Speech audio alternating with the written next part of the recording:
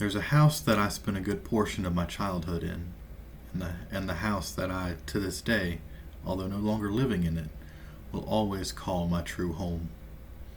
I have many fond childhood memories in that house, and it's where our family lived the longest. What I'm about to describe are all real events experienced in this house by me and the rest of my family. These are true accounts and are not exaggerated in any way. We've always known the house was haunted, not to the point of being insane and deadly like you see in the movies, but plenty of unnerving things have happened there. Let me start by telling you a little bit about the house. The first thing you should know is that it's very old, from the 1800s. It used to be a hotel. When my family bought it, I, being the youngest, was only a little kid. We remodeled that house, and even extended it just a little.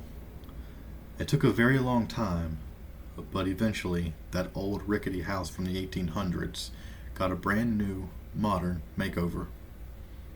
However, the things lingering in that house which we couldn't see stayed. At first, it started out with smaller things. My older brother would occasionally be falling asleep in his room upstairs, which was always cold, and someone would blow in his ear. He would open his eyes and look, but of course, nobody would be there.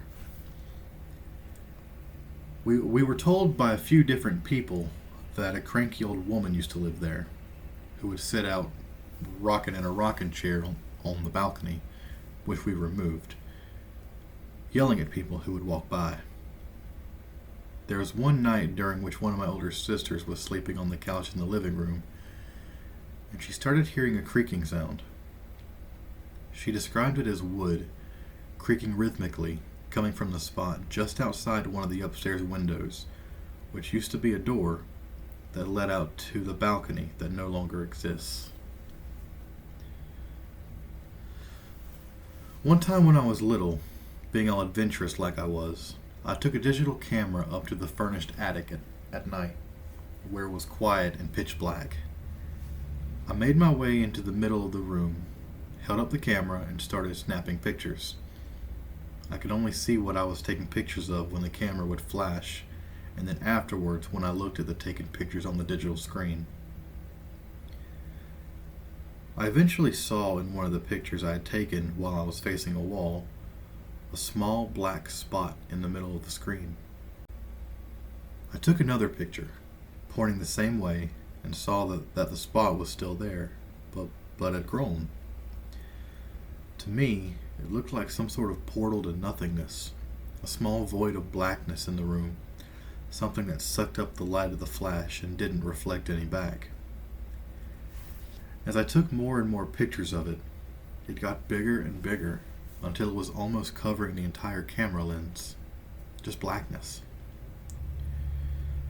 It then occurred to me that rather than growing, this black mass actually seemed to be getting closer and closer to the camera lens. I don't remember anything past that point. I must have run downstairs. Things started getting more physical.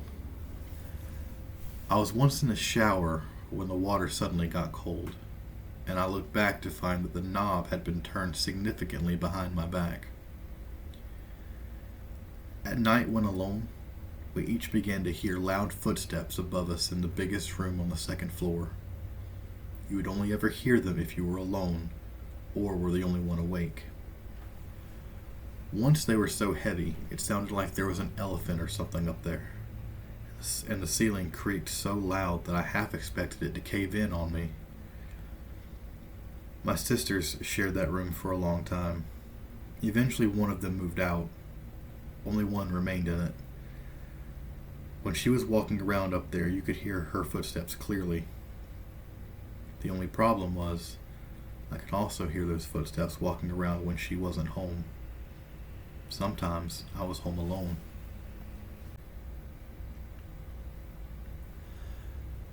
My mom was awakened one night when my friend was sleeping over to loud footsteps running up and down the stairs. According to her, It sounded like more than one person, and was practically a stampede. She jumped out of bed, angry at us for being up so late, causing such a racket, opened her bedroom door into the room where you can see the bottom of the stairs, but there was only dead silence and darkness. Everything was still. She thought we must have run upstairs and she had just missed us. So she went up the stairs and opened the door to the room we were sleeping in, which was my sister's old room, now vacant after they had both moved out. But we were sound asleep. She thought maybe we were faking it and inspected us closer and realized that no, we were clearly out cold and had been that way for quite a while. She mentioned all of this to us the next day, maybe still wanting to think that it was us. But we, of course, had no idea what she was talking about. One night, I was just about to fall asleep when I heard a man's voice right in my face whisper the word, "Bang." It pulled me out of my sleep, making my eyes shoot open and look around the dark room to find nothing.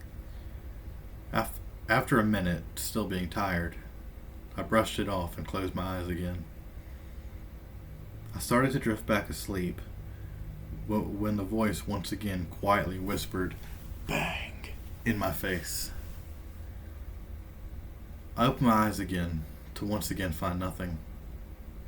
This happened a total of 3 times before I was finally able to fall asleep.